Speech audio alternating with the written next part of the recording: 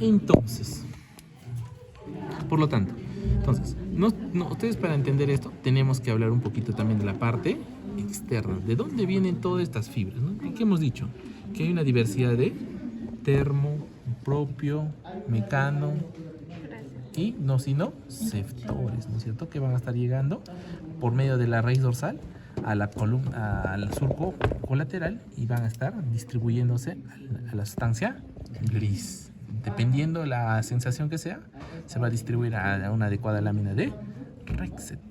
¿Me entienden? ¿No es cierto? Entonces, primero vamos a hablar entonces de la lámina de Rexet. Entonces, la lámina de Rexet que nosotros estamos viendo acá es en base a la sustancia gris. Antes hubo una división más antigua, ¿no? Que incluían 4 núcleos.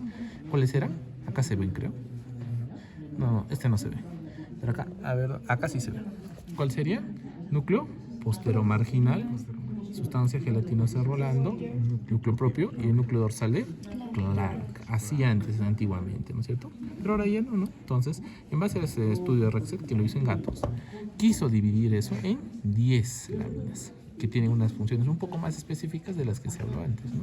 Entonces, la sustancia gelatinosa rolando, ahora llamada lámina 2 de Rexet, y el núcleo posteromarginal, llamado también lámina 1 de Rexet, o sea, este conjunto, estaban integradas más en funciones termoalgésicas, ¿sí? involucradas en la temperatura y el dolor, ¿no es cierto? Un poco en castellano, ¿no?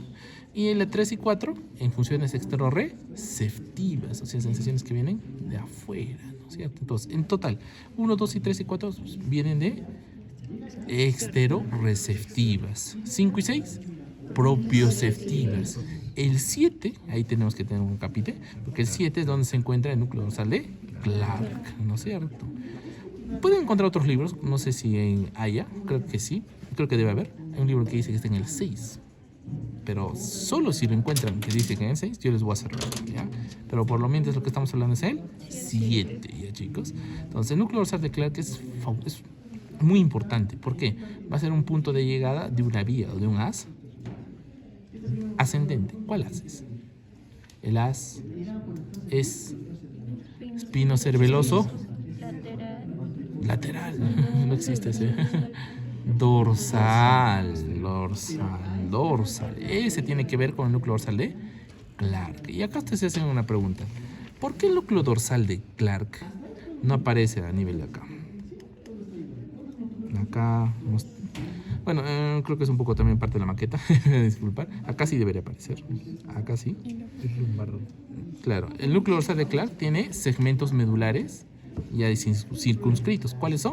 C8A L2, ¿no es cierto? Entonces debería estar por lo menos en este, ¿no es cierto?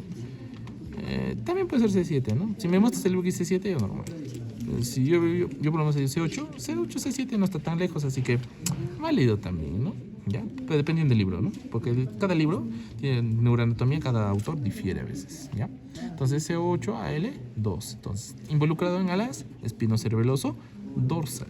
Entonces, 8 y 9 son más importantes todavía, porque 8 y 9 van a involucrar, como ustedes pueden ver, al asta ventral, ¿no es cierto? ¿Ven? Es el asta ventral lo que estamos viendo ahí, ¿no es cierto? Entonces, el 8 son motoneuronas que van a ser como intermediarias de sinapsis para las motoneuronas verdaderas. ¿Cuáles son? Alfa y gamma, ¿no? La alfa van a estar involucradas en la contracción de los músculos extrafusales, los usos extrafusales, me van a disculpar, y la gamma en los usos intrafusales, ¿no es cierto? Entonces, en síntesis, uno va a estar para la contracción del músculo, que es el extrafusal, y el otro para el tono muscular, el gamma. ¿Ya, chicos? Entonces, eso no se olvide, porque justo en base a eso nos vamos a integrar las vías, ¿ya?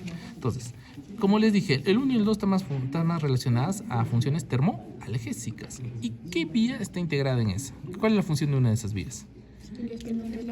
La espinotalámica lateral. Muy bien, la haz espinotalámico lateral tiene esa función de termoalgesia. Entonces, antes de llegar a ese haz termoalgésico, tiene que pasar por otra estructura que es un tracto, que está fuera de la sustancia gris, pero está cercana al asta posterior. ¿Cómo se llama ese tracto? El tracto posteromarginal de Lissauer, o posterolateral, o dorsolateral, o de Lissauer también le dicen, ¿no es cierto? Entonces, ese tracto ¿Cuál va a ser su función? Va a ser sinapsis con esas raíces dorsales que están viniendo con esa función y van a elevar 1 o 2 niveles medulares, ¿no es cierto? Al nivel que está llegando. O sea, va a ir 1 y 2 arriba. ¿Ya? Esa va a ser la función del tracto posterolateral de Lissauer. ¿Ya? No se olviden que ese haz espinotalámico lateral que les estoy hablando, ¿no? Después de llegar a estas láminas, ¿no? Después a dónde se va a tener que ir, se va a hacer contralateral. ¿Y se va a ubicar en qué cordón? Ya hemos hablado de cordones anterior, ¿no es cierto? Entonces, se va a encontrar en el cordón posterior. Posterior, chicos. Cordón lateral, pues chicos, el nombre está diciendo espinotalámico lateral. Pues lateral, relación de angulación, que sea, ¿ya? El haz espinotalámico lateral. Y ustedes verán acá, yo les voy a decir acá. Acá no estoy viendo el haz espinotalámico lateral ni tampoco el anterior. Estoy viendo un complejo. ¿Qué significa un complejo? Como les he dicho, hay distintas versiones de distintos autores que no dicen, no son 2 haces, ¿no? Es uno, pero son divididos por una línea imaginaria, por el cordón antero, o diré por el surco antero lateral. Entonces, si yo pongo si yo proyecto ese surco antero lateral, vamos a tener una división, ¿no? Pues sería el complejo espinotalámico lateral, anterior y lateral, ¿no es cierto? Entonces, a veces difiere del libro, chicos, no se preocupen por eso, ¿ya? Y esa ¿Sí? división no se puede dar por las raíces que ¿Cómo? o sea, las raíces tanto ventrales y dorsales pues separan lateral. Claro, o sea, claro, donde está el anterolateral acá más o menos lo puede dividir, pero esto no viene de acá, pues, porque es ventral. Viene de posterior, pues, todas estas, porque es una vía ascendente, entonces esto viene por acá, no viene por acá. Okay. Ventral es motor, no te olvides. Sí, a ver. Una pregunta, y o sea, su división no se da por la vía mesencefálica. ¿Qué? O sea, la división de las astas no se da por la vía mesencefálica. Como la división de las astas. Bueno, o sea, es como que las astas están así, la lateral y la anterior, y en medio está la vía mesencefálica. Entre estos dos. Ajá. Por eso digo, a veces los libros o el libro del que se ha hecho basado esta maqueta está basado en un complejo. Y por lo tanto esa vía mesencefálica no la debe tocar, ¿no? Por eso no aparece, ¿no? Entonces, esa vía mesencefálica no está, ¿no? No está. Tal vez en otra muestra o maqueta que podamos la pueda describir, ¿no? ¿Ya? Entonces, terminando este pequeño temario de preguntas, seguimos. Entonces, el espinotalámico lateral, función termoalgésica contralateral, y va a seguir ascendiendo por el cordón lateral hasta el bulbo, ¿no es cierto? Donde después va a llegar ¿a dónde? Al tálamo. Al tálamo es donde debe llegar, ¿no es cierto? Ya hablaremos después de esos núcleos de tálamo, que tienen su propio en el tema de diencéfalo. Ahí vamos a hablar de tálamo. ¿Ya? Entonces, ¿qué otras vías también están involucradas en estas láminas? Ya hemos dicho el espinocerebeloso dorsal, ¿no? Este se le hace espinocerebeloso dorsal. Incluso le han puesto un numerito, 6, ¿ya? Para los que no ven. El 6. Entonces, ese está relacionado con el núcleo dorsal de Clark. Entonces, este va a ser un haz ipsilateral. Va a estar en el mismo lado, ¿no es cierto? Porque sus raíces, porque su origen van a venir, claro, muy bien, no se decusan, para un poquito más de agregarle eso, ¿no? Entonces, ¿vienen de dónde? Del ganglio de la raíz dorsal. ¿Y del ganglio de la raíz dorsal de dónde vienen?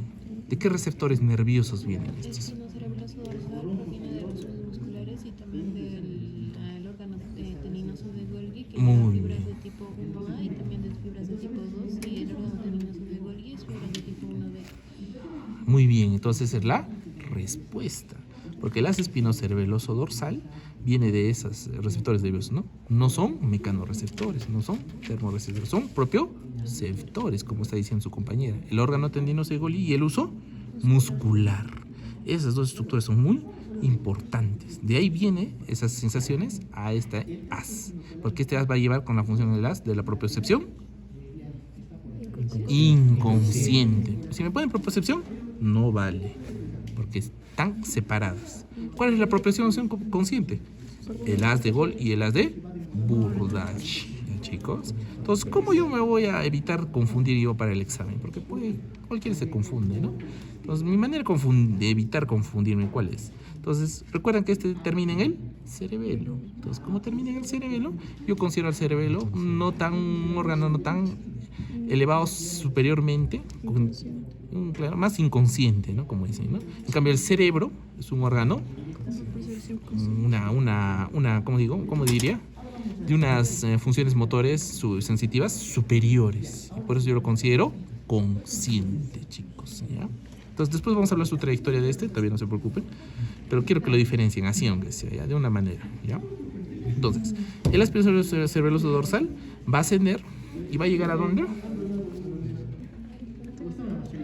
Hacia el cerebro, Al tronco y núcleo superior. va a llegar al bulbo, ¿no es cierto? Y el bulbo va a llegar por medio de uno de los pedúnculos cerebelosos inferiores, ¿ya? Dependiendo del lado, ¿no? Porque el haz espinocerebeloso ventral es el que se va a decusar, ¿no es cierto? Ese se decusa en la médula espinal. Entonces, están viendo este 7 que están viendo acá. Este viene del lado derecho. Bueno, acá estamos izquierdo, ¿no? Según esto. Y viene del lado derecho, chicos, ¿ya? Contralateral, muy bien. Entonces, este va a ascender en la médula espinal y va a llegar ¿a dónde? Al mesencéfalo. Y en el mesencéfalo se va a decusar a nivel del pedúnculo cerebeloso superior y va a llegar al cerebelo. Todos los dos sí o sí van a llegar al cerebelo, pero por distintos caminos. Entonces, yo les digo ahí, estos haces o estos haces que encontramos acá, los dos van a ser ipsilaterales en algún momento, van a llegar al mismo lóbulo del cerebelo. Sí, claro, porque este está decusándose dos veces y este solo uno. Pues. Entonces van a llegar al mismo lóbulo del cerebelo, porque uno se decusa ahí y después vuelve. Entonces es ipsilateral, digamos, la función de estos del mismo lóbulo del cerebelo. Eso, del mismo lóbulo del cerebelo ipsilateral. ¿Ya, chicos? Entonces, estos son los descendentes. Ya hemos hablado. Los accidentes, o sea, A ver. Los accidentes depende a la... Porque como tiene dos decusaciones. Ah, sí, ya sí, pero ¿qué pasa? O sea, como... O sea, a nivel en el que ocurre el accidente. Ah, ya, o sea, digamos, si... O obviamente sea, si sucede, digamos, un accidente, se vuela todo esto, me dices, ¿no es cierto? Todo el cordón lateral. A eso te refieres más o menos, ¿no? Si se va el cordón lateral, no existe, entonces obviamente de ese lóbulo del cerebelo no funcionaría el mismo lado. ¿Sí, chicos? Bueno, alterno, ¿no? Discúlpeme. Este ventral estaría de este lado y este sería del mismo lado, porque es dorsal, ¿no es cierto? Si fuera en la médula. Pero si fuera a nivel del cerebelo, sería de este lado y sería de este lado, ¿no es cierto? Ipsilaterales, no te olvides, ¿ya? Entonces, no se preocupen por eso, chicos. Vamos a ver un poquito de un haz un poco más importante, que es el haz espinotalámico lateral. Ese haz espinotalámico lateral que nosotros vamos a hablar se encuentra acá. Este 8, ese número 8 que tiene función termoalgésica. Ese haz es uno de los más importantes, relacionado con el lámina 1 y 2 de Rexet, ¿ya, chicos? Pero también hay otra teoría, ¿no? Hay una teoría de compuerta del dolor, ¿no? Que habla de fibras delgadas y fibras gruesas, ¿no es cierto? Entonces, en que en medio una abre la compuerta y otra la inhibe. Entonces, esa teoría como que no la vamos a tocar tanto, vamos a tratar de hablar un poquito más didáctico, ¿ya, chicos? Si queremos hablar después de eso, la hablamos después, ¿ya? Primero, las vías. Entonces, ese es el espinotalámico lateral y acá el haz espinotalámico anterior. Y ese haz espinotalámico anterior, ¿qué función tiene? De tacto fino, ¿no? Creo que protopático, sí, no, es tacto fino. No sé, sí, yo también he visto, no sé en Snell creo que dice protopático, dice, ¿no? Sí, yo me acuerdo. Pero es tacto fino en Afifi. En varios libros yo también lo he verificado, dice tacto fino. Me confunde eso, a mí me ha confundido también esa parte y tacto fino, que llego a la conclusión de que es, ¿no? Entonces, ese también se hace contralateral, ¿ya, chicos? Entonces, los dos van al mismo lado, ¿ya? ¿Listo? Entonces, ya hemos hablado de esos tractos espinotalámicos, los haces espinocerebelosos. Ahora vamos a hablar del haz de Golgi de Burdach. Y ese haz de Golgi de Burdach son muy importantes, ¿no? Porque el de Golgi es más medial y este es el de Burdach, ¿no? Porque ese es el más lateral. Entonces, si yo les hago acá una pregunta, yo veo acá intensamente este segmento y yo digo, ¿qué segmento medular probablemente estaría este? Primero, sería un torácico. ¿Por qué no cervical? Porque no tiene hasta lateral. Muy bien, porque tiene asta lateral. La asta lateral invalida, porque nosotros recordemos la asta lateral aparece de T1 a L2, ¿no es cierto? Eso ustedes deben recordar. Entonces esto sería de T1 a... Muy bien, de T1 a T6. Pues ese es el razonamiento que nosotros debemos tener, ¿no? Porque el surco intermedio posterior aparece a nivel de T6 para superior hasta C1 si quieren, ¿no? ¿Ya? Entonces, eso sería un segmento medular de T1 a T6, no se olviden, ¿ya? Y esto sería su núcleo, ¿no? De la columna intermedio lateral, ¿no es cierto? Ya está.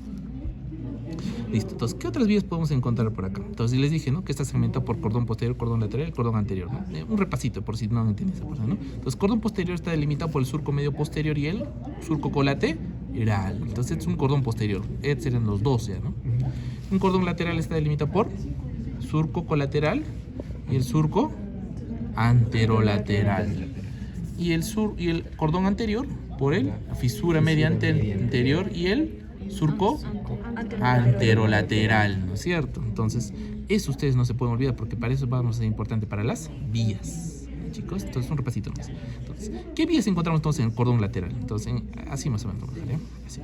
Encontramos alas espinocerebroso dorsal ventral. Acá encontramos al as corticoespinal, al as rubroespinal, al complejo espinotalámico, ¿no es cierto? Lateral sería cordón lateral. Anterior sería as espinotalámico anterior. Al as tectoespinal. Al as vestíbulo espinal. Al as retículo espinal. Al as lateral. As retículo espinal medial. Al as corticoespinal ventral o anterior. ¿Por qué es diferente este? ¿Por qué este es lateral? Este es contralateral y este es del mismo lado. Y este es el fascículo longitudinal medial. Acá les digo, me equivoco, disculpen. Acá les digo as vestíbulo espinal, no lateral. Y les voy a decir por qué también, ¿ya?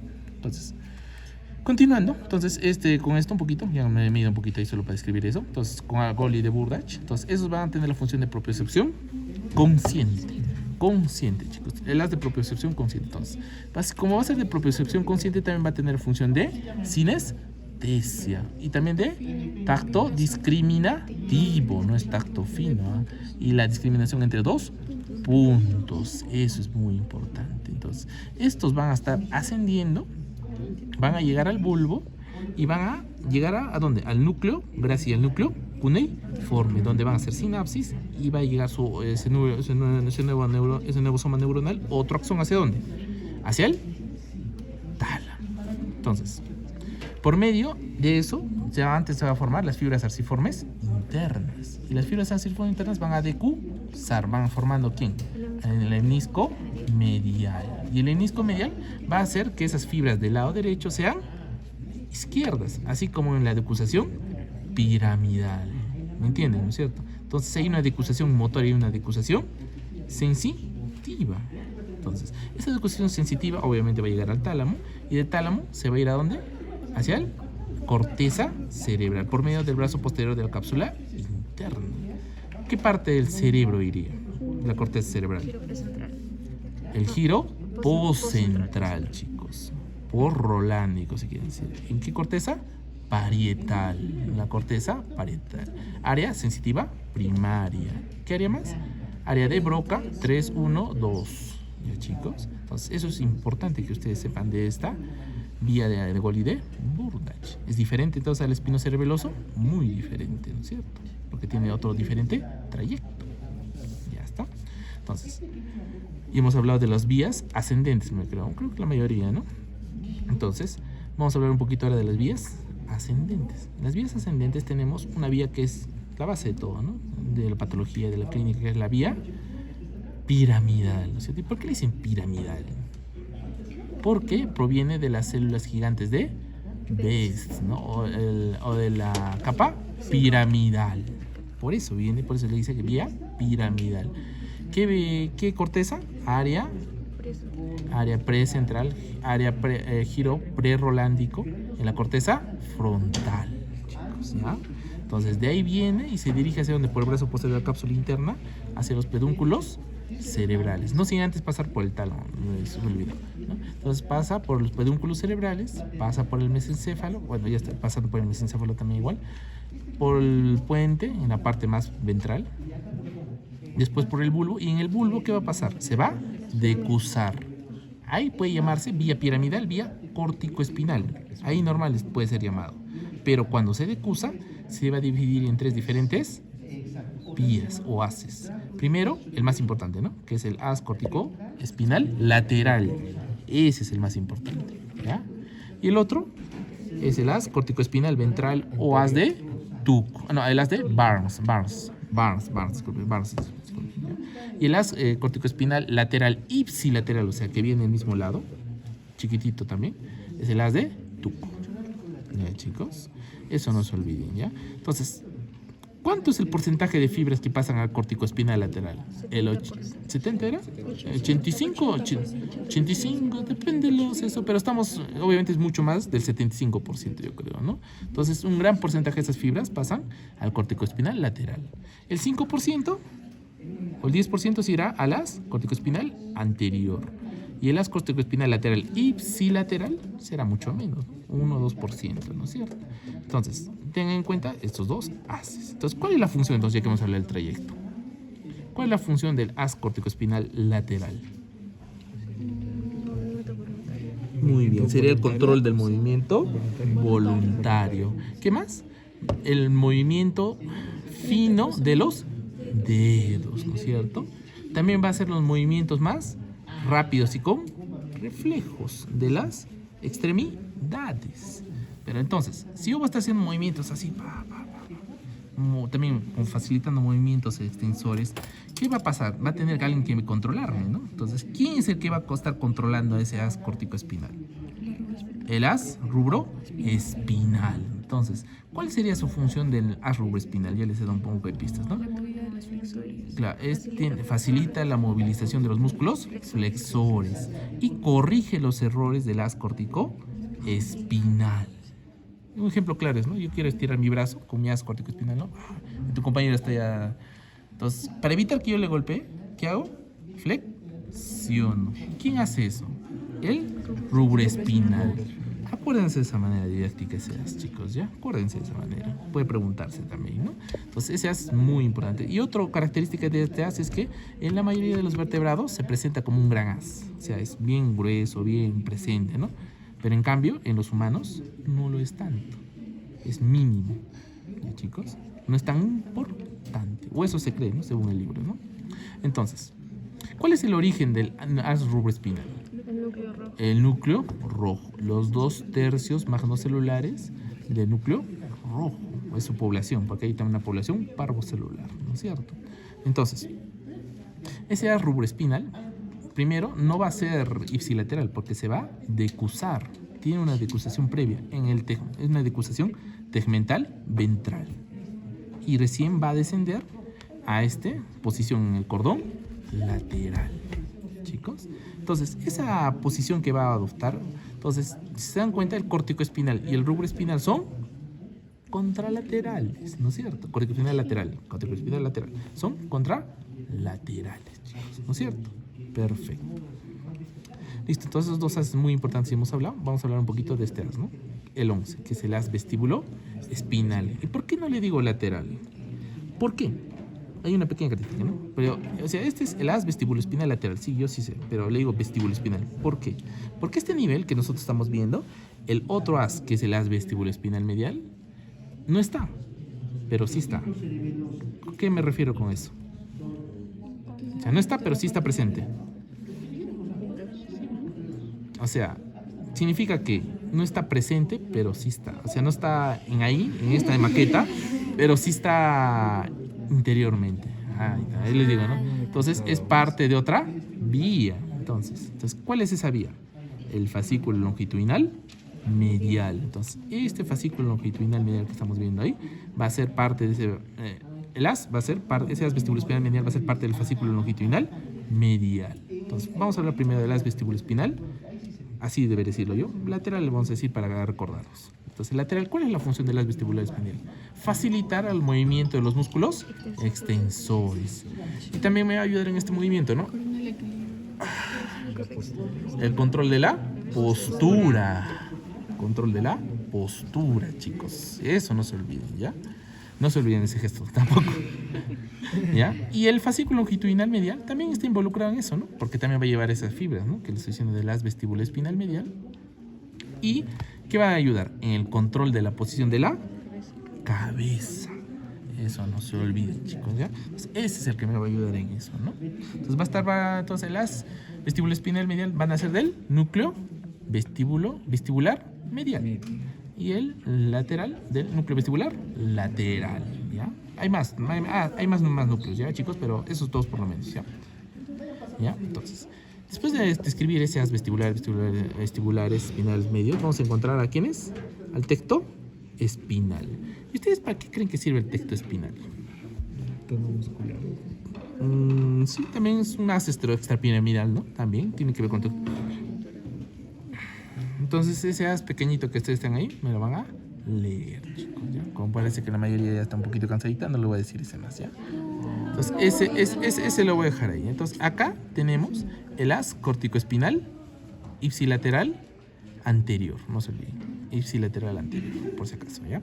Retículo espinal lateral y retículo espinal medial. No, haz de tú que es el lateral ipsilateral. El anterior ipsilateral es el haz de Barnes. Me confundieron, tal vez, por si acaso, ¿ya? Listo. ¿Alguna pregunta más? Bueno, ya vamos más muestras, ¿no? Estoy encerrándome. Entonces, acá ¿qué estamos viendo? Acá estamos viendo casi lo mismo, ¿no? Haz de gracilis, haz de cuneiforme, tracto posterior lateral, haz corticoespinal, haz ruboespinal, espinocerebeloso dorsal ventral, complejo espinotalámico, haz tectoespinal, haz vestíbulo espinal, retículo espinal medial, lateral medial, ¿cómo se llama este? Corticoespinal anterior ipsilateral y fascículo longitudinal medial. Repaso de esto, ¿no? ¿Qué es esto? El núcleo postero marginal, gelatinoso, núcleo propio. Acá deberían estar esos núcleos. Y aquí yo les hago una pequeña aclaración. No les he dicho, ¿no? Entonces, ¿qué les dije? Que el 9 y el 10, diré, el 8 y el 9, el 8 es la entrada, ¿no? Y el 9 es los núcleos en sí, motores motoneurones alfa y gamma, ¿no es cierto? Entonces, ahora vamos a integrarlos con las vías. Entonces, acá entonces, cuando estos llegan a un cierto lugar, van a empezar a aparecer estos núcleos, ¿ven? Y acá van a aparecer mucho más núcleos, ¿ven? 1, 2. ¿Por qué solo hay 2? En otro solo hay 1 y en este solo hay 3 incluso. ¿Por qué creen? Y acá solo hay 1. Solo el haz gracil. El fascículo gracil. La porción de la médula. Porque está por la porción sacra. Muy bien, probablemente es una porción lumbo-sacra, ¿no es cierto? Lumbar incluso, porque sacra debería haber estito, ¿no es cierto? Debería haber su haz intermedio, ¿no es cierto? Eso debería haber, ¿no? Entonces, ¿por qué yo les digo eso? ¿Por qué? Porque el 9, obviamente, como les dije, va a tener los músculos que van a contraer al cuerpo. Entonces, no se olviden que estos haces, estos núcleos, van a diferir por medio de la posición su función. Entonces, si hay haces que están más anteriores, o sea, más ventrales, van a ser músculos extensores. Y si hay núcleos que están, estos que están más posteriores o dorsales, son flexores.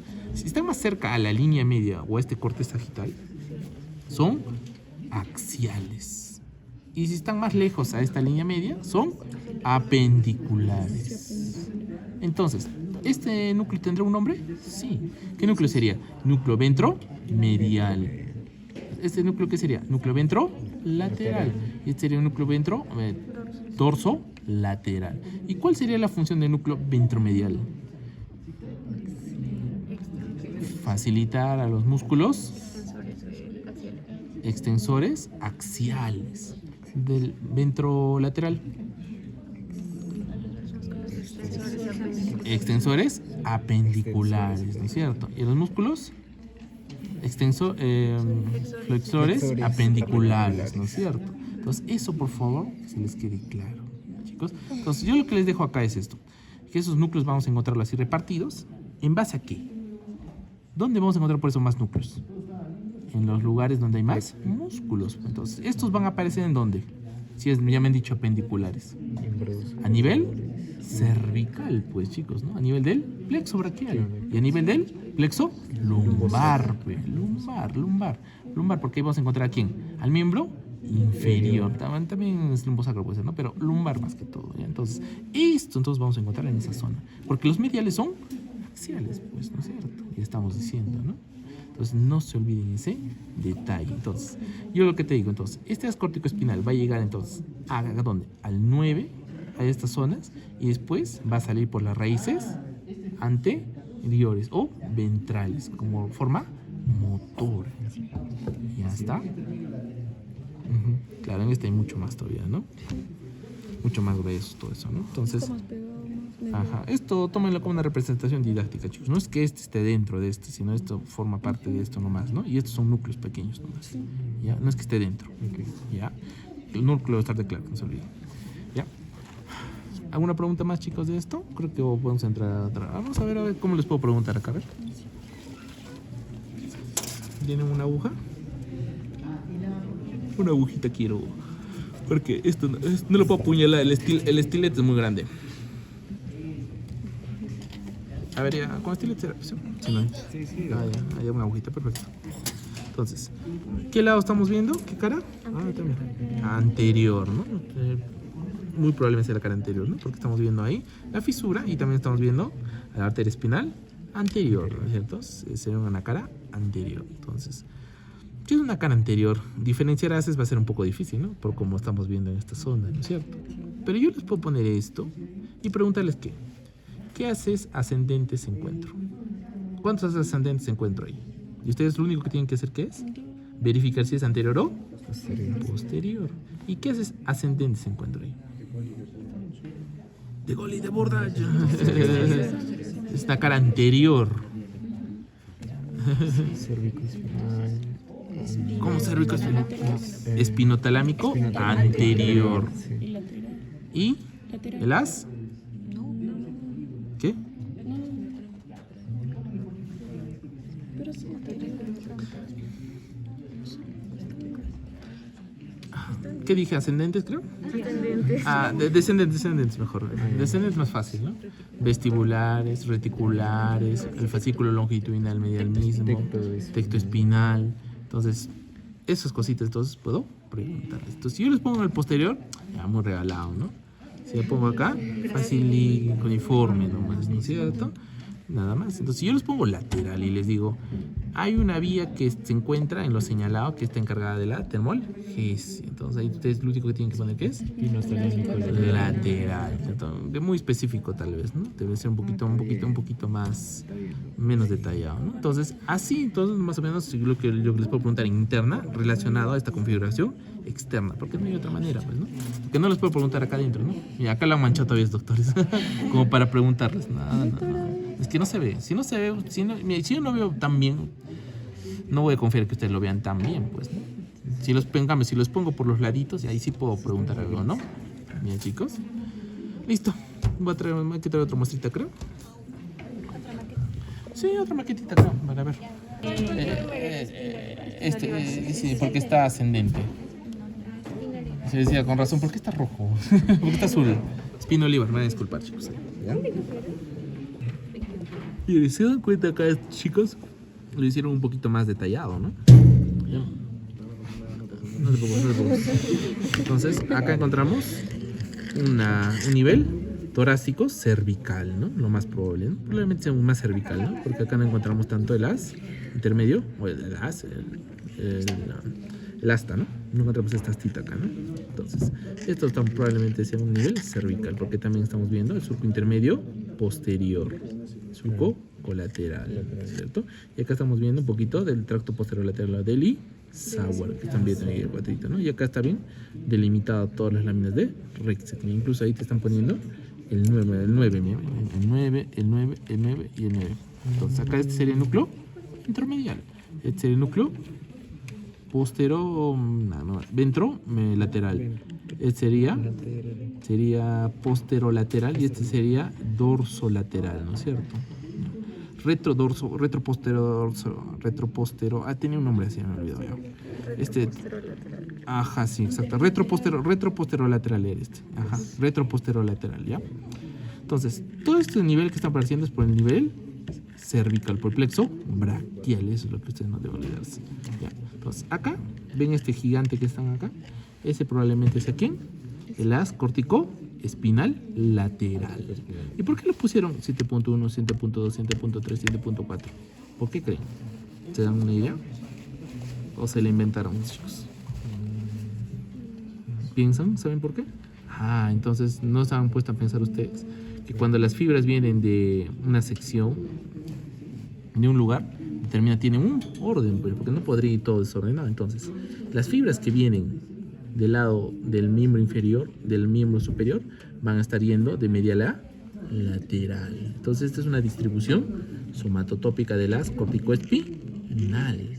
¿Y cuál es la mejor distribución para la distribución somatotópica? Para que ustedes se den cuenta. En el haz de Gol y de Burdach. Entonces, en el medial que hemos dicho, que viene del miembro inferior, pero no hemos dicho cómo es su distribución. Entonces, si es más cercana a la línea media, las fibras que están más cercanas a la media, o sea, esta, si le acabo, todavía le hago otra división, ¿no?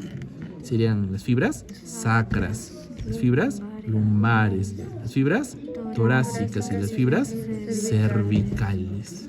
Se dan cuenta, ¿no es cierto? Entonces, otra división va a tener ¿quién? El haz espinotalámico lateral. ¿Dónde está? Vamos a ver. ¿Por qué lo he hecho chiquito? Mira, los hace eso.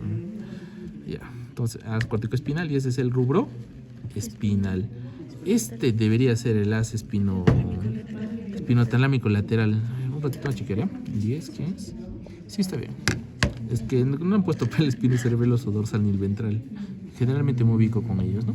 Entonces, espinotalámico lateral estamos encontrando acá. Entonces, este también tiene una distribución somatotópica distinta a este. Entonces, ¿cuál sería su distribución somatotópica? Sería a la inversa.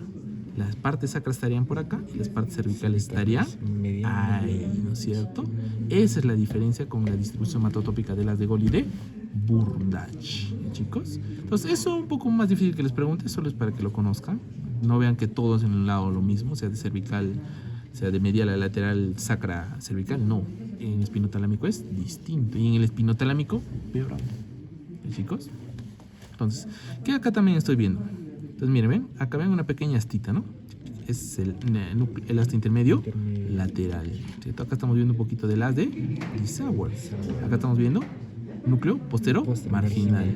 Sustancia de Rolando. ¿Y este quién es? Núcleo dorsal de Clark. Es de Clark, sale Clark, chicos, ¿ya? Entonces no se olviden estos que estamos viendo acá. Y estos serían los segmentos musculares de la lámina 9 de Rex, ¿no es cierto? Este sería obviamente ventromedial, ventrolateral y postero y dorso medial. Bien, chicos, entonces en base a eso ustedes van a estar sacando sus preguntas, porque yo les puedo preguntar, ¿no? ¿Qué es este núcleo y su función? Mejor uno de dos, ¿no? ¿Qué es o su función, ¿no? Y acá sí se ve, bueno, sí se distingue un poquito por lo menos, ¿no? Estos tres, su división, ¿no? Entonces veamos esto más, a ver.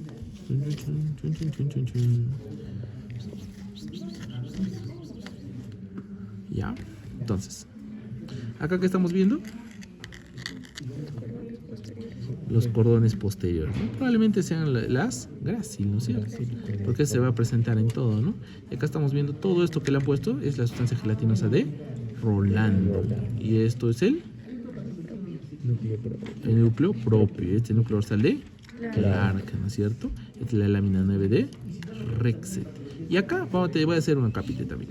Acá no solo existen esos núcleos, láminas 9, esas núcleos, láminas 9, ¿no es cierto? Esos núcleos, ¿no? Van a existir otros núcleos musculares propios de un segmento medular. ¿Cuáles serían? El núcleo frénico, el núcleo espinal del nervio accesorio, ¿no es cierto? El núcleo de Onufrowicz, así le dicen, ¿no es cierto? ¿Y qué más? Creo que esos tres más, lo más importantes por lo menos, ¿no es cierto? Entonces ese núcleo de Onufrowicz es importante, ¿no? Porque se va a presentar en qué sección, de S2 a S4, ¿no es cierto? ¿Cuál es su función? Piso pélvico. Entonces, músculos isquiocavernosos y bulbo cavernosos, ¿no es cierto? Y el esfínter interno de la uretra. ¿ya? Porque el esfínter externo de la uretra, ¿quién lo inerva? El núcleo somático, porque es de control voluntario, claro, porque nosotros orinamos cuando queremos, ¿no es cierto? ¿Ya? Perfecto. Entonces, ¿qué más vemos acá? ¿Qué es ese 7? Está más difícil, ¿no se lo han hecho? Este es el as corticoespinal lateral también, chicos, ¿ya? Pero una sección un poco muy inferior, yo creo yo, ¿ya? De esta manera se ve también, ¿no? Acá ya no vemos tanto, es por lo menos para mí, el que me identifica todo, ¿no? Que es el as rubro espinal. Este es el que me ayuda a identificar porque están muy juntitos, pequeñitos ahí al lado de él, ¿no es cierto? ¿Ya, chicos? ¿Cómo se ve la vía reticuloespinal que está al lado de la rubroespinal, para el otro lado? Claro, debería estar, acá sí se ve, ¿no? En este sí se ve, ¿no? Es el rubro, es el espinotalámico lateral y acá están retículo espinales. Medial y lateral y medial, ¿no es cierto? ¿Y chicos? Es que depende de la maqueta a veces, ¿ya? Depende del libro que han sacado, porque nosotros hemos dicho que saquen de Netter, de Afifi o de Carpenter. Entonces ahí tienen también que ustedes ver sus imágenes para tratar de reconocerlos, ¿ya, chicos? Ya les da el dato de dónde sale esto, ¿ya? Listo, ¿hay preguntas, chicos? Creo que más importante es las preguntas, porque ya creo que he enseñado creo la mayoría. Y creo que también tienen su leyendita ahí, y les puedo ayudar en otra cosa. Lizauer, sí. Va a ser todo lo que tenemos disponible, todo lo que estamos enseñando, ¿no? Esto, eso, si estoy enseñando eso también, todo lo que enseño, todo va a entrar. Y por eso, para su buena suerte, sus compañeros se han dejado leyenda, ¿no? Y con eso se pueden apoyar. Otra cosa es cuando vayan a hacer el examen, ustedes tienen que reconocerlo y verlo. No vamos a preguntar qué es, ¿no? Vamos a preguntar su función, un poquito de su trayecto, ¿no? O te voy a poner con quién está relacionada la lámina de Rexus, ¿no? Más bonito. ¿Qué? Sí, habla, ¿no? ¿Cómo se ven los núcleos anterior y posterior? No los voy a preguntar. Núcleo anterior y posterior de... Que se encuentran alrededor de este de acá. ¿El núcleo de la comisura? De la comisura. Sí, no sé. En esta, por lo menos en esta maqueta no lo veo, ¿ah? En la otra tampoco. Acá debería estar, mira. Acá sí le han puesto 10, ¿no? Un poquito. Pero como que no se ve mucho, ¿no? Sí. Sí, conducta pendimaria, pero ahí le han puesto 10 nomás, ¿ya? Pregunten, chicos, siguen preguntando. ¿Qué hora es hablando de eso? ¿Qué? 37. Ay, 37 todavía. Ah, ya. Sí, voy a hablar. ¿Por qué es maqueta mejor? Y este núcleo accesorio. Pero obviamente lo que les quiero decir, esto es sustancia gelatinosa y núcleo propio, ¿no? Lo que les quiero decir que esto obviamente es una representación didáctica, pues, ¿no? No es exactamente que esté acá, porque acaso el frénico con el núcleo accesorio están juntitos, no están exactamente a su mismo nivel, ¿no? Pueden coincidir C3, C4, C5, ¿no? Sí, puede coincidir un poquito, ¿no? ¿Ya? Entonces, estos que están acá, sí son, ¿no? El accesorio y es el frénico. ¿Y esto que está acá qué será? Obviamente es el núcleo, la lámina de Rexet. ¿O qué núcleo sería? Núcleo ventromedial. Es la sustancia propia y es la sustancia gelatinosa de Rolando, ¿no es cierto? Ya está. Obviamente sería un corte cervical, porque estamos hablando de frénico y accesorio, ¿no es cierto? ¿Y chicos? Esa es una bonita imagen para ver esos dos pequeños núcleos que, por lo menos ustedes no han visto, ¿no? ¿Ya? Véanlo, chequenlo. Voy a traer otra muestrita más, a ver. No voy. Me olvidé decirles algo, ¿no? Recuerdan que les dije, ¿no? Que el núcleo dorsal de Clark, que se encuentra acá, ¿no? Tiene una característica, ¿no? Que va de C8 a L2, ¿no es cierto? Y yo les hago una pregunta. ¿Quién es el que lleva de C7 para arriba, entonces?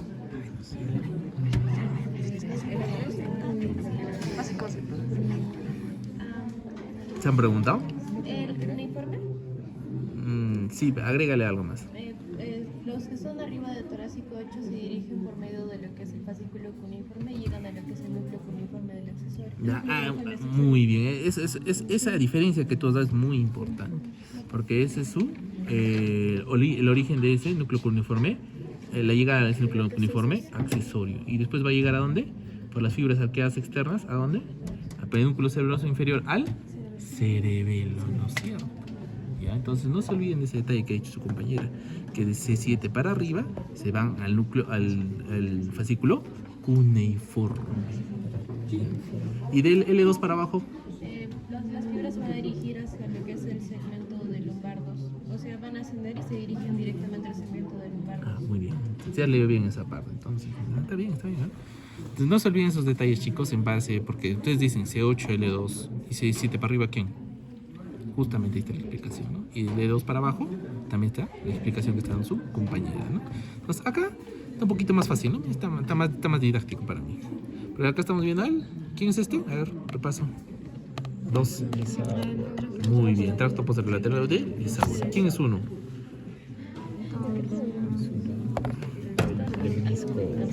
Lemnisco. Lemnisco. No hemos hecho bulbo. No. O sea, claro, pero si te pregunto vía qué. Cuneiforme. Están adivinando, chicos. El fascículo grácil, pues, chicos. Porque cuneiforme no existe acá, pues. Falta su surco intermedio posterior, ¿no? Esto tienen que tenerlo claro, ¿ah? ¿Ya? ¿Esto qué es? ¿El 3? Córtico espinal, no. Lateral, muy bien. El as córtico espinal, lateral. ¿Y este chiquitito? Rubro espinal. Este está con su colorcito para que se den cuenta, ¿no? ¿Este quién sería? Ventral, no sé. Acá no lo han puesto, no sé por qué. Y acá está el as lateral. Y este sería el anterior, ¿no? ¿Sí? ¿Te dando cuenta? La diferencia que tienen estos dos con estos. Acá lo han puesto juntos y acá están separados. ¿Y este quién sería? El vestíbulo espinal lateral, ¿no es cierto? Es el as vestibular, es lateral. Si yo pongo acá un pegadito a esto, ¿quién sería? Muy bien, córtico espinal anterior. Si yo pongo acá otro as, fascículo longitudinal medial. Entonces no se ve ese fascículo longitudinal medial, ¿no? Porque cuando hablamos bulbo es muy importante. Cuando hablamos tronco, disculpen, en la parte interna es muy importante porque va a estar involucrado en la mirada vertical de los ojos. Cuando nosotros hablamos de configuración interna de tronco, ya que les voy a adelantar un poquito también, porque también me trae el examen. Cuando nosotros hablemos de eso, vamos a hablar bastante de los núcleos. ¿Qué núcleos? Para la mirada lateral, ¿qué núcleos tendríamos que intervenir para que la mirada funcione normal? Ya hemos hecho ojo, ¿no? El troclear no tiene que ver. El recto lateral. Principal, pues es lateral, porque se nos hace mirar hacia el exterior. Y cuando se lesiona ese, ¿qué va a producir? Estrabismo, ¿no es cierto? Es lo que... Cuando tiene un ojo mirando hacia el frente y el otro está mirando hacia otro lado, ya, es exactamente ese, el estrabismo, ¿no es cierto? Eso no se olviden también, ¿ya? Y también, ¿qué más va a encontrar? ¿Cuál va a ser entonces el opuesto al recto lateral? El recto medial, pues, ¿no es cierto? Entonces, ese también va a estar interviniendo en la mirada lateral. Entonces, ¿cuáles son los nervios craneales que van interviniendo en esa mirada lateral horizontal, si quieres? Abducens y el oculomotor, su rama superior, obviamente. No, es su rama inferior. Su rama inferior, ¿no es cierto? Entonces, esos dos núcleos que estamos viendo ahí tienen que estar indemnes para que siga funcionando esa mirada lateral. ¿Y quién va a estar interviniendo ahí también? El fascículo longitudinal medial. ¿Ya? Entonces, cuando lo lean también nos vamos a enterar de qué sirve. ¿Ya, chicos? No se olviden entonces de ese. ¿Algo más, chicos? Mira, acá incluso les han puesto con esto. Mira qué bonito los chicos. Para que se den cuenta que es lateral y este es anterior. Miren. Qué bueno. Si os pregunto esto, ¿qué es esto? ¿Qué es? De la raíz dorsal. Si yo les pongo acá, ¿qué es? Raicillas ventrales. Ventrales. ¿Cuál? También. ¿Cuál? ¿Qué cosa? Es que lo señaló el otro lado. Sí, no te preocupes. La raíz dorsal, raíces ventrales, ¿no es cierto? ¿Qué más se puede ver acá? Pregunten, chicos, es momento de preguntar. Tienen que preguntar. Creo que me he olvidado algo de explicarles, pero no me acuerdo cuál. ¿Preguntas? ¿Dudas? No sé.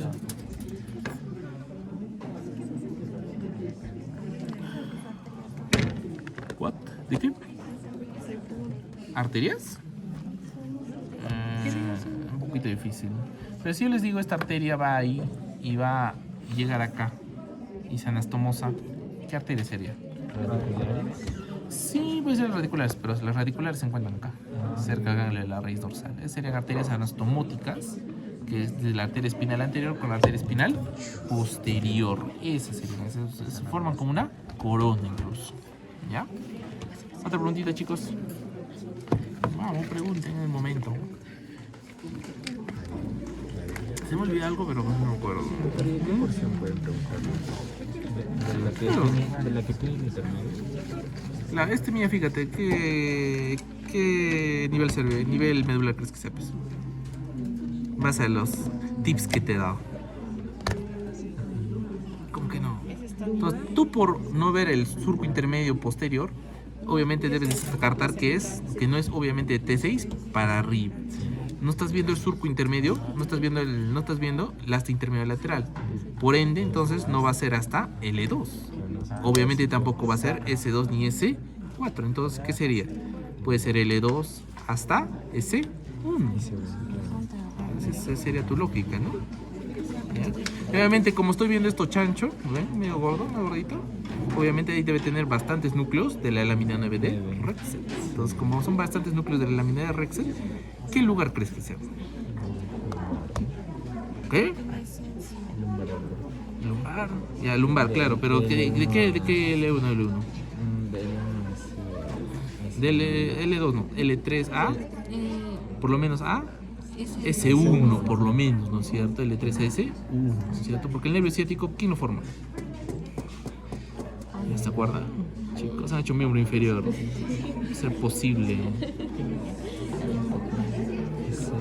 L4, L5, S1, S2 y S3. ¿O no, chicos?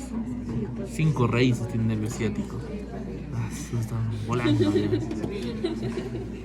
Estudien, estos chicos me hacen enojar, no enojar. ¿Ya? Estudien. Si quieren preguntas, estoy todavía acá. ¿Quieres? 47, doctor. ¿Quién va a preguntar? Yo me explayo.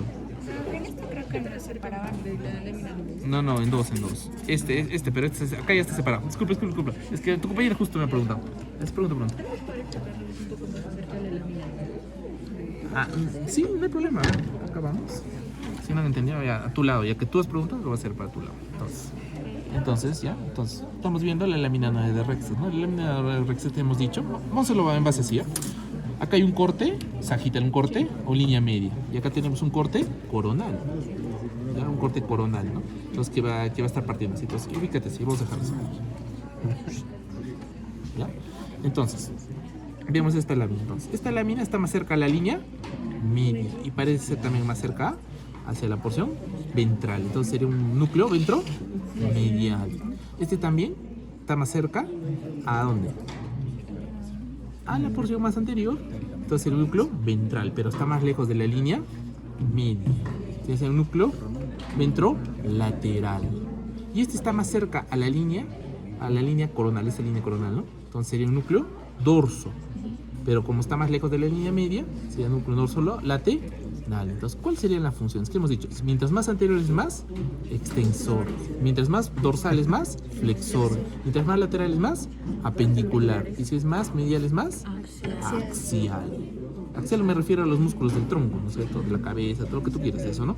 Del tronco más que todo, o sea, más cercanos a la línea media. Eso me refiero, ¿eh? Apendicular, extremidades. ¿Ya? ¿Y qué hemos dicho? Que estos núcleos no van a aparecer de por sí, pues no están así por todos lados, sino están en referencia a los lugares donde hay más musculatura de estas zonas apendiculares, o sea, el plexo braquial y el plexo lumbar, o lumbosacro también, ¿no? Entonces, eso tienes que tomar en cuenta, ¿ya? ¿Alguna dudita más de eso? ¿Puedes explicarnos lo que estaba diciendo de un informe accesorio del fascículo? Es que no lo entiendo. ¿Cómo? Lo del fascículo uniforme, pero accesorio, creo. El uniforme accesorio. Es que lo que dijo tu compañera, ¿no? Si tu compañera dijo que de C7 para arriba, como no existe el núcleo dorsal de Clark, ¿quién va a llevar esas fibras? Pues no va a estar en contacto con núcleo dorsal. Entonces, ¿quién lo lleva? El fascículo cuneiforme, o sea, va a estar integrado ahí. Y después va a llegar al bulbo. En el bulbo existen dos núcleos, que es el núcleo cuneiforme y el núcleo grácil. Pero también existe un núcleo cuneiforme accesorio. Y justamente ese núcleo cuneiforme accesorio es donde va a estar llegando esas fibras de C7 para arriba, que no están involucradas con el núcleo dorsal de Clark, porque no existen, pues, no existen. Y después de eso va a ir al cerebelo por medio del pedúnculo cerebeloso inferior. Entonces, obviamente va a llegar al cerebelo, ¿no? Entonces, también por eso le llaman el cuneiforme accesorio, ¿no? Pero que no va exactamente al ¿cómo se llama? Al cerebro, ¿no? Porque los cuneiforme y el grácil van al cerebro, ¿cierto? Eso tal vez te está confundiendo, ¿no? Cuneiforme y grácil van al cerebro. ¿Ya, chicos? Chicas, preguntitas. Ya. Listo. Lateral. Y acá está el retículo espinal medial. Y acá está el córtex espinal anterior y el fascículo longitudinal medial. Así es, aquí en el espinal, aquí en el espinal lateral. Eso digo desde el doctor Manuel. ¿Sí? Ajá. Es que, como digo, a veces los libros difieren, pero yo me baso en lo que sé, ¿no? Para mí están... Aquí decía retículo espinal anterior, aquí decía que es el retículo espinal lateral y aquí el rubro espinal. Claro. Así menciona en su libro. Ajá. Claro, puede ser, ¿no? Pero Si tienes ese libro donde te dicen que te marcamos ese, ¿no? Probablemente tú muestras tu evidencia, yo normal te pongo tu pregunta, ¿no? Pero para mí, por lo menos, va a ser lateral y medial, ¿no? ¿Alguna pregunta más? Sí, podría preguntar. Claro, miren, pasa un ratito, a ver. Se puede preguntar arterias, porque mira, acá se ve claramente qué arteria. Espinal anterior. Las arterias espinales posteriores. La arteria radicular, es la arteria radicular. Y justo la que se dice, ¿no? Es la arteria de la corona, o la arteria anastomótica entre la espinal posterior y la espinal anterior, ¿no es cierto? Muy bonita esta, así, miren. La radicular, ¿no? Entonces, ¿qué más se pueden ver acá? Mira, acá sí se ven los cuatro que te dije, ¿no? Miren. Ventromedial, ventrolateral, dorso lateral y dorso medial, ¿no es cierto? No necesariamente existen los cuatro, por si acaso. Pueden existir 3 o 2 nomás, pero dependiendo del segmento cervical. Chicos, esto creo que ahí no se ve más, pero no sé por qué la han pintado así tan feo, chicos. Se pasa. Obviamente es el córtex espinal anterior para mí, este debería ser el longitudinal medial más acá arriba, ¿ya? Y el vestíbulo espinal lateral para mí, ¿ya? Lateral. Pero lateral les dejo ya, no os va a complicar. No va a ser tan exquisito. Chicos, ¿preguntas? El de Onuf tenemos que ver un lugar sacro. S2, S4. No he visto, creo. Pero acá debería estar. Si hay uno, busca ahí, porque no he visto todas las muestras yo. Algunas estoy repitiendo. ¿Ya? Células de Renshaw. Esas son las interneuronas, ¿no es cierto? Entonces, ¿esos intervienen en qué? ¿Saben? Sí, en regular las células motoras alfa. Claro, eso es lo que te diciendo. Esas también van a intervenir en, en el reflejo osteotendinoso. También van a estar ahí, ¿no? Porque hay una que es aferente, interneurona y eferente, ¿no es cierto? Y eso, ¿quién lo media? El tracto extrapiramidal, chicos. Entonces, esa parte no se olviden también, ¿ya? Porque ¿qué reflejos más tendinosos encontramos más frecuentes o más importantes? Mira, aunque no crean, los reflejos tendinosos son muy importantes porque los ginecólogos, cuando tienen pacientes que vienen de un lugar muy lejano y tienen pacientes, no sé si escuché esta enfermedad, que es la preeclampsia, y hay una preeclampsia confirmada, no tan confirmada, sino que es muy indicador que es de preeclampsia, se tiene que hacer la neuroprotección del bebito. ¿Y cómo se neuroprotege el bebé? Se le da sulfato de magnesio. El sulfato de magnesio es un potente bradipsíquico, entonces está bien dicho. Produce bastante bradipnea, discúlpenme. Bradipnea. Entonces, ¿qué es bradipnea? Disminuye la frecuencia respiratoria, pero también disminuye otro aspecto, que es que se evalúa en el trayecto del paciente, que es disminuye los reflejos osteotendinosos. Entonces, ¿qué reflejos osteotendinosos principales nosotros haríamos a ese paciente para que podamos verlo bien? Bicipital, tricipital y el de Aquiles, el rotuliano. Entonces, si esos reflejos osteotendinosos están disminuyendo demasiado, algo está pasando. Entonces tenemos que ponerle su antídoto. ¿Y cuál es su antídoto? El gluconato de calcio. Cuando hagan ustedes esos temas también nos van acercando, chicos, no se preocupen, ¿ya? Entonces, así más o menos se regula eso. Entonces, no se olviden de ese sulfato, no se olviden de esos reflejos sostenidos. Leanlo también, por favor, muy importante. Y por qué también debemos conocer en cuáles son, cuáles debemos hacer y cuáles podemos hacer. ¿Ya, chicos? Otra pregunta. ¿No hay más? Bueno, entonces, ¿qué es? ¿Voy a ir a picar algo? 55. Listo, voy a picar. Vamos, chicos. Tomen